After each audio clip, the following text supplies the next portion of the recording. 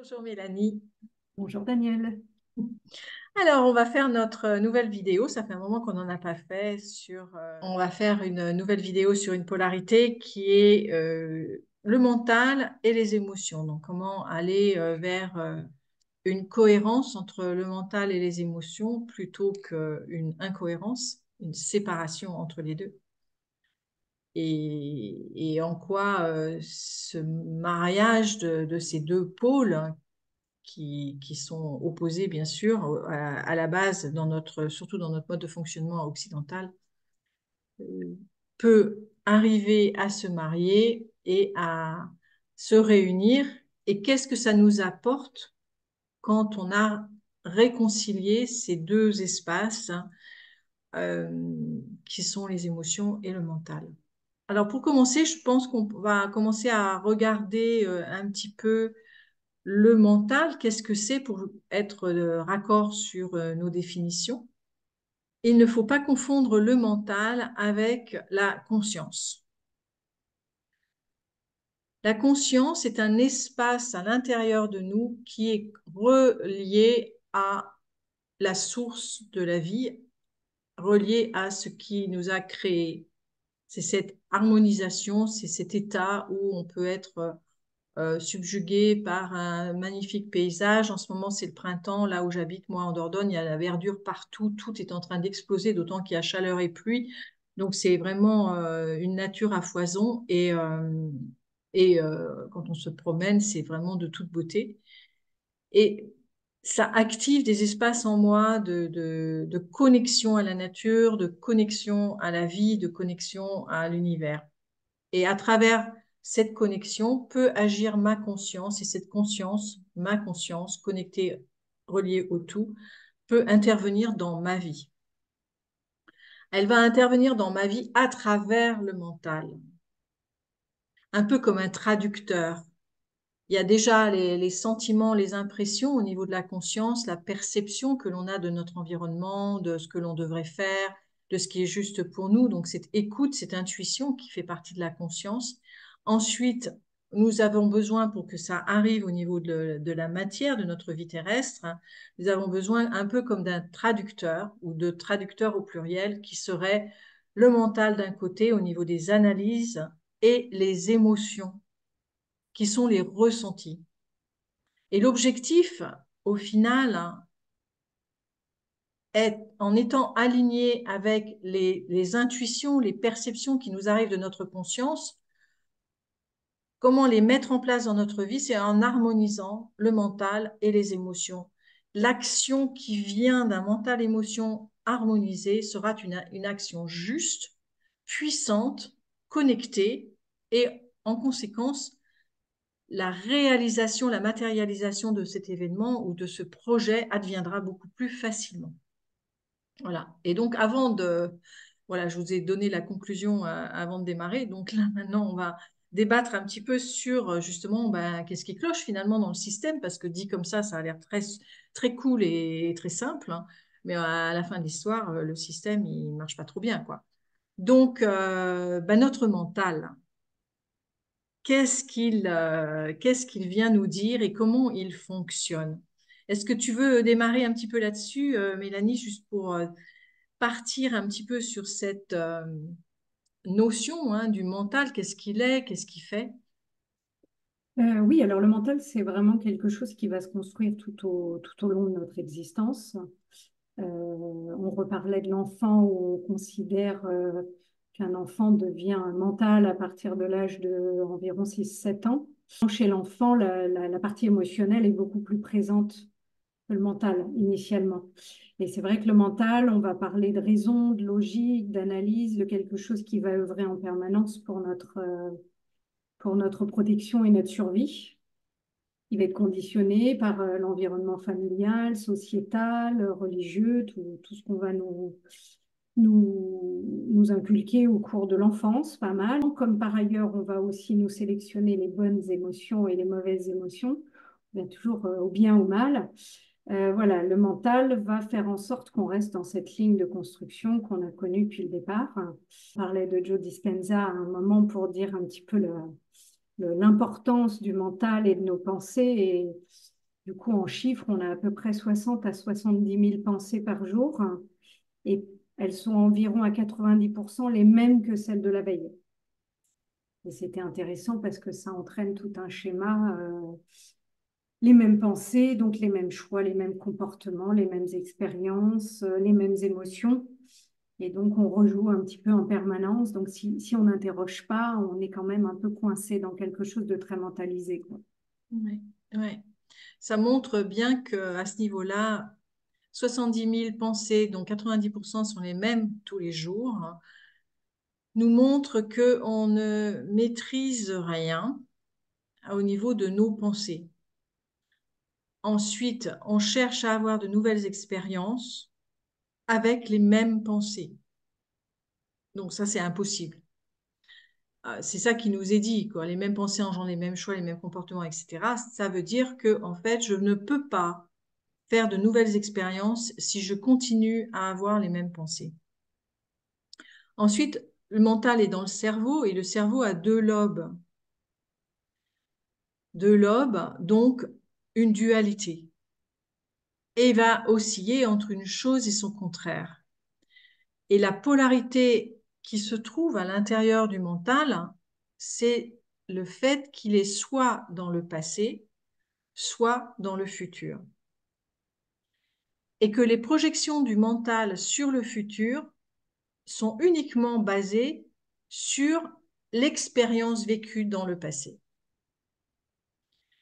Et donc, dans la nature de nos pensées, on passe notre temps à osciller entre j'ai vécu, je me suis fait mordre par un chien il y a 10 ans, à chaque fois que je vois un chien, j'ai peur parce que je me dis attention, chien dangereux. Donc c'est une expérience passée qui ensuite est transposée dans le futur en disant à chaque fois que je vois des chiens, j'ai peur. Mais dans le présent, il n'y a pas de chien. Donc j'ai déjà inscrit pour mon futur un événement. Oui, on se disait justement en amont de la vidéo que à travers les expériences passées et futures, on est dans quelque chose de totalement mental, Mm. tandis que dans le présent, on est dans quelque chose de très incarné, très corporel. Il y a limite pas de pensée, il y a je suis là, je ressens quoi, donc on a vraiment voilà cette distinction mentale passé, ressenti présent et mental futur. Mm. C'est Oui. dommage parce qu'on n'utilise pas assez cette expérience présente, qui est pourtant la seule qu'on vit pleinement. Mm. Alors c'est ça, nous ramener, comment nous ramener dans le présent. Bien sûr que la méditation en fait partie, ou des méditations guidées qui nous aident à inscrire une nouvelle qualité de pensée dans notre présent pour reformater notre système de pensée. Dans le travail en préparation mentale, hein, les préparateurs mentaux enseignent cela aux sportifs notamment, ou à toute personne qui désire avoir une meilleure maîtrise de son monde mental, de la nature de ses pensées. Et du coup, en travail avec la préparation mentale, on va détecter quelles sont les croyances limitantes qui nous animent pour les transformer en mode de pensée beaucoup plus ouvert et beaucoup plus positif, beaucoup plus créatif. Et à partir du moment où ces pensées deviennent des habitudes et qu'elles redeviennent elles-mêmes en mode pilote automatique, on va dire que c'est devenu une habitude, à ce moment-là, cette pensée va engendrer une émotion positive. L'émotion, on va dire, qui est engendrée par un mental négatif. Donc, je pense que je vaux rien, je pense que je suis pas capable, je pense que je n'y arriverai pas demain. Si je pense que je suis pas capable aujourd'hui, c'est parce que c'est quelque chose qui a été induit ou perçu à un moment donné dans ma vie. Et maintenant, c'est devenu, ça s'est cristallisé et je considère qu'à travers cette pensée, je ne vaux rien. Et bien entendu, à partir du moment où je le pense, émotionnellement, j'ai une sensation d'angoisse ou une sensation de tristesse ou une sensation, une émotion de mal-être à cause de ces pensées. Et comme tu Oui, parce disais, que Mélanie, tout à l'heure, euh, avant 6 ans, l'enfant n'a pas encore développé son corps mental, l'énergie mentale. C'est pour ça que le CP, c'est quand on commence à apprendre, parce qu'il est plus capable de faire d'avoir une réflexion, une analyse sur les choses. Avant 6 ans, il prend toutes les informations comme ça au premier degré. C'est littéralement absorbé par l'enfant sans filtre, hein, et engrammé dans le corps. Donc, il y a deux émotions, celles qui sont plus tard engendrées par le mental autour des pensées négatives, mais il y a aussi toutes ces émotions refoulées dans la petite enfance qui, elles aussi, agissent dans notre quotidien. Elle se manifeste effectivement de manière spontanée, c'est quelque chose de très instinctif à la base, l'émotion. On le voit justement dans la petite enfance. Euh, et c'est pas contrôlable. Et on a effectivement des moments où justement on peut basculer dans certaines maladies où là on se rend compte que le mental n'arrive plus à gérer, n'arrive plus à contrôler. Et là, du coup, on bascule. Alors, ça peut être maladie psychique ou maladie corporelle. Effectivement, c'est le corps émotionnel qui a pris le dessus dans ces cas-là. Oui, la maladie, c'est aussi une dichotomie entre une pensée d'un côté et une émotion de l'autre. Et cette incohérence, ce conflit interne va engendrer une attaque du corps, parce qu'il y a deux courants, deux choses qui vont de manière opposée. Par exemple, une pensée ou un masque construit de positivité ou d'aisance, alors que derrière, il y a une émotion d'angoisse. Ou une pensée négative à propos de soi, mais en même temps, c'est souffrant. Donc, on essaye de prétendre d'être gai, joyeux, à l'aise, confiant, etc. Donc, c'est cette dichotomie interne qui génère la maladie. Et sans compter qu'il y a toutes les émotions refoulées qui ne sont pas donc conscientes, soit parce qu'elles sont refoulées parce qu'elles ont été trop douloureuses et on les a enfouies quelque part, soit elles sont complètement inconscientes parce qu'elles ont eu lieu il y a très tôt dans la vie et on n'en a absolument pas le souvenir. Et, euh, et du coup, ces émotions-là, néanmoins, agissent en souterrain, euh, quelquefois, enfin quelquefois et souvent, en opposition à la pensée. Donc, on pourrait dire d'un côté, il faut que je sois courageuse, que j'ose, mais en dessous, il y a une nappe d'émotions négatives, d'émotions refoulées où la peur prédomine absolument l'ensemble de la psyché.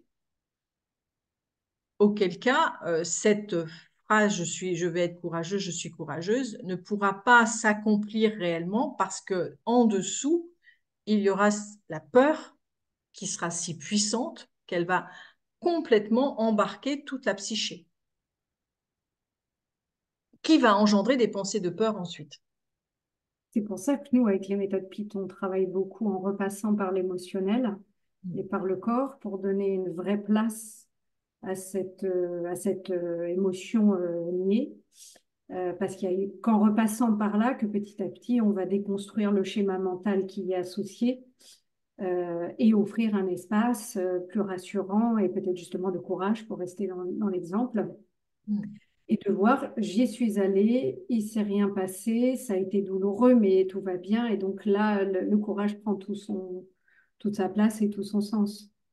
Oui, et c'est surtout qu'avec les méthodes PIT, on utilise le principe de l'amplification. Ça veut dire qu'au lieu de euh, euh, D'écraser ou nier l'émotion. oui, écraser l'émotion ou la ressentir juste un petit peu, on va essayer de vraiment appuyer dessus pour que la charge la plus dense puisse enfin sortir, hein, et peut-être aussi d'autres émotions qui sont refoulées derrière, hein. Et c'est en permettant à toute cette charge de sortir, de se manifester, de s'exprimer, que la libération de processus inconscients peut se faire. L'idée étant de revenir à une forme de cohérence entre la nature de mes pensées et les émotions ressenties. Un autre type de travail qui peut se faire à l'inverse de ce qu'on vient de dire, hein, et ce travail-là peut se faire notamment à travers la méditation, des méditations guidées avec des injonctions positives bien ciblées, à la condition, bien sûr, que la personne soit en contact avec ses ressentis opposés. Par exemple, encore, si on reprend peur, courage, tout simplement, euh, par une méditation guidée où le courage est l'injonction qui est donnée, donc je suis quelqu'un de courageux, j'ose, j'avance, je fais des choses avec confiance, pour que cette pensée, qui est une énergie, la pensée est une énergie, elle est magnétique, pour que cette pensée agisse sur le terreau émotionnel de la peur. Un peu comme un caillou que l'on lance dans l'eau qui va commencer à faire des vagues. À ce moment-là, ce caillou va commencer à rayonner, à faire bouger la matière de la peur dans l'émotionnel. Et petit à petit, la peur remontant, elle rencontre une vérité fondamentale. Je suis courageuse, je ne suis pas quelqu'un de lâche, je ne suis pas quelqu'un qui fuit. Fondamentalement, au fond de moi, dans ma nature intrinsèque, je suis quelqu'un de courageux. Et donc, elle va rencontrer cette peur et progressivement, petit à petit, la dissoudre, l'élimer. Et cette dissolution va faire qu'à un moment donné, l'émotion de courage et la pensée de courage seront les mêmes, de même teneur, de même vibration. Et donc, je rebondis juste sur un moment où tu parlais du mental et tu parlais de ne pas rentrer dans une démarche de surpositivisme, effectivement, qui a pas lieu d'être. En revanche, je pense que le vocabulaire qu'on utilise est important et la manière dont on peut s'auto-juger, s'auto-saboter, on va avoir tendance à dire, oh là là, je suis nulle. Je pense que ça pourrait commencer par trouver des formulations qui sont déjà beaucoup moins négatives. Donc, bah, au lieu de dire je suis nul, se dire ben non, je suis en chemin vers des objectifs que je me suis fixés. Voilà, je travaille à évaluer ma progression petit à petit. Et oui, ça prend du temps. De toute façon, toute évolution, tout travail prend du temps. Mais je pense que enfin, c'est important de prendre conscience du vocabulaire qu'on utilise Oui, envers soi, parce qu'on est souvent notre pire ennemi, notre pire juge. Et puis, du coup, petit à petit, par des petites choses, quand on a une phrase comme ça qui nous vient et qui nous semble très négative, peut-être s'interroger sur comment je pourrais la formuler différemment, l'écrire ou voilà. Je trouve que ça a un impact aussi bien sur le mental que sur le corporel parce que petit à petit, bah, forcément, les deux vont s'aligner moins rapidement qu'avec un gros travail, mais je pense que c'est un travail utile où finalement, dans un premier temps, il y a un émotionnel très chargé en peur et le courage a du mal à prendre sa place. Et pour bouger, on bascule aussi dans la peur de la peur et non plus la peur de l'événement finalement, la peur de la peur. Et voilà, c'est vraiment l'étape à franchir à chaque fois qu'on doit aller confronter son émotionnel, on va dire souffrant. On a quand même une tendance à passer par la peur de cette peur. alors, ça permet de dire qu'il ne faut pas croire tout ce qui se passe dans notre tête. Les fameuses 70 000 pensées par jour, en fait, on peut bien en enlever 60 000. Un, parce qu'elles sont répétitives, donc une suffira, surtout si c'est pour dire que j'ai peur ou je suis nulle. Mais une fois, ça suffira déjà dans la journée plutôt que 60 000 fois. Mais en plus, beaucoup sont fausses. Parce que au début, je parlais de la conscience et du mental. Du point de vue de la conscience, euh, j'ai déjà cette capacité de courage. Elle existe déjà en moi. Mais la pensée de peur engendre la peur.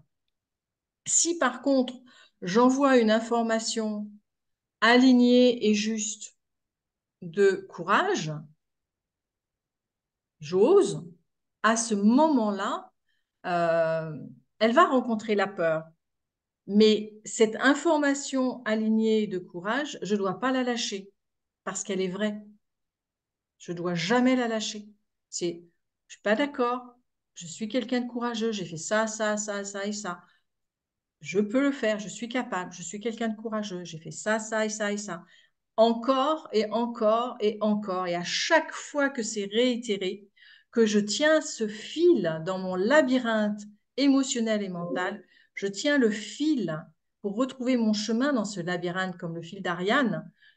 À ce moment-là, je vais descendre dans la peur et à chaque fois, j'en enlève un espace, 1%, 2%, 3%, 10, 20%. Et à un moment donné, il y a presque plus de peur et on peut enlever le reste d'un coup. Mais c'est tenir mon fil d'Ariane. Et c'est ça qui est le plus dur. C'est ce travail-là qui est plus dur parce qu'on croit ce que l'on pense, alors que c'est faux pour la plupart du temps. Ce que tu viens d'exprimer, ça rejoint le fait que le mental peut se raconter des histoires, tandis que l'émotion, elle est juste. Mais après, dans l'histoire que se raconte le mental, l'émotion va s'ajuster à l'histoire du mental. En revanche, l'émotion qu'on nie et qu'on veut fuir, elle est juste, elle est là. Et on en parlait aussi, qu'effectivement, quand on est dans cette négation de l'émotion, on essaye de cacher une vulnérabilité. Je pense qu'on se met encore plus en danger et en vulnérabilité en voulant la cacher, que finalement, quand la vulnérabilité est acceptée, elle devient une force parce que, bah oui, ok, on est vulnérable sur ce point, mais et du coup, je pense on est beaucoup moins fragile. Oui, on est beaucoup moins fragile parce que on ne sera pas démasqué, Hmm. Voilà, il n'y a pas cette notion puisque la vulnérabilité permise. est déjà présente. Donc personne ne peut aller dire oui, mais derrière ça, il y a ça. Mais non, puisque c'est déjà le masque est tombé. Hmm. Euh, Et parmi les émotions refoulées ou pas refoulées, il y a aussi les émotions traumatiques, des chocs émotionnels, des traumas. Donc, bien entendu, ces traumas sont engrammés dans la cellule. Euh, Ce choc, c'est un peu comme un courant électrique qui passe à travers notre système, mais on ne peut pas éliminer la totalité de ce choc au moment où l'événement se produit, auquel cas ça reste bien engrammé dans le corps. Euh, Forcément, il nous faudra à chaque fois faire en sorte d'éliminer une partie de ce voltage à travers les différentes circonstances de notre vie. Donc, quand je disais on tient une pensée juste et vraie en nous pour la laisser rayonner dans la peur, il est important en parallèle de ressentir l'émotion. L'idée n'étant pas de faire de l'hyper-positivisme en disant oui, je Hmm. suis courageuse, je suis courageuse, je suis courageuse, et puis en fait, je prétends que je n'ai pas de peur. Non, c'est laisser également la peur remonter. C'est pouvoir travailler conjointement avec d'un côté une pensée qui est juste, pas la méthode Coué où je me force à croire que je suis courageuse alors que je ne le crois pas, mais vraiment sentir qu'il y a eu des moments dans ma vie où je fais preuve de courage, mais en même temps, je suis consciente dans telle et telle situation de ma peur. Et donc, je laisse la peur et à cette peur, j'oppose une pensée positive. Euh, Ainsi, petit à petit, la peur, je permets à la peur de se libérer, surtout si elle est reliée à des traumas, de se libérer, de s'exprimer, de sortir de son trou, de sa cachette, tout en continuant les injonctions justes de courage, ou pour garder l'exemple du courage. Euh, Parce que c'est cette combinaison des deux pôles qui va permettre la fusion finalement, en dissolvant à la fois le courage excessif et à la fois la peur excessive. On va arriver dans ce centre où les deux sont annulés et on est au point neutre où on est au présent. Le point neutre, c'est le moment présent, qui est l'espace de la conscience. La vraie justesse, elle va être dans justement retrouver cet équilibre entre le mental et l'émotionnel, mais laisser la place à l'émotionnel qui est souvent quand même très très écrasé en tout cas dans notre monde à nous. Hmm. Et c'est vrai qu'avec les méthodes PIT, on travaille beaucoup, déjà, on travaille sur les polarités, auquel cas on va prendre en compte la pensée négative et aider la personne à trouver le pôle opposé au niveau de la pensée qui lui paraît juste et vrai, étayé d'exemples. En fait, il faut toujours être en contact avec la vérité au niveau des pensées. Ce n'est pas une histoire de méthode Coué. Donc, si je dis je suis courageuse, c'est parce que j'ai déjà un exemple dans ma vie où j'ai fait preuve de courage. Si je n'en trouve aucun, à ce moment-là, on travaille sur autre chose. Mais euh, et avec les méthodes PIT, on va travailler déjà avec une pensée qui est juste et alignée et aussi faire remonter, ressortir les émotions négatives pour les éliminer, pour qu'elles se libèrent du corps, elles se libèrent de la cellule. Et, euh, et on peut utiliser aussi la méditation, des espaces de méditation guidés que l'on en séance, on va les enregistrer et on va les donner à la personne pour qu'elle pratique de façon régulière certains éléments qui ont été travaillés en séance. Mais également, on va pouvoir aussi utiliser des techniques de respiration qui peuvent être des techniques de respiration cathartique pour vraiment jouer un rôle de Karcher dans le système physiologique pour éliminer, décoller, libérer ce qui est bloqué dans les cellules. Euh, Toujours dans cette intention de revenir au centre et de revenir à l'équilibre. Donc c'est cette fusion entre ces deux éléments, l'émotionnel qui est de toute façon instinctif et proche de la physiologie, et le mental qui est proche de la conscience et qui est au niveau du cerveau, à ramener ces deux espaces dans leur centre, dans leur cohérence. Et juste une petite parenthèse autour de la loi de l'attraction. La loi de l'attraction n'est pas pensée positive, c'est harmoniser pensée-émotion. Une fois que les deux sont cohérents, je pense et je sens, je ressens dans mon corps la même émotion que celle que je pense, quand ces deux éléments sont cohérents, à ce moment-là, je suis capable de créer à une vitesse fulgurante. Donc voilà pour cette polarité mentale et émotion. Bien sûr, il y a énormément à dire à ce niveau-là. Euh, c'est un travail important que l'on peut faire sur soi-même pour réintégrer une forme de congruence, de cohérence intérieure, hein, pour être plus aligné dans ce qui est juste pour nous et procure un sentiment de, de connexion à qui on est et du coup une forme de pouvoir sur notre vie pour transformer ce qui est à transformer et accomplir ce que l'on désire. Donc, je vous souhaite une belle exploration en conclusion ce petit, cette petite vignette sur cette polarité. Et on se dit à bientôt pour une autre polarité. À bientôt, Mélanie. À bientôt, au revoir Daniel.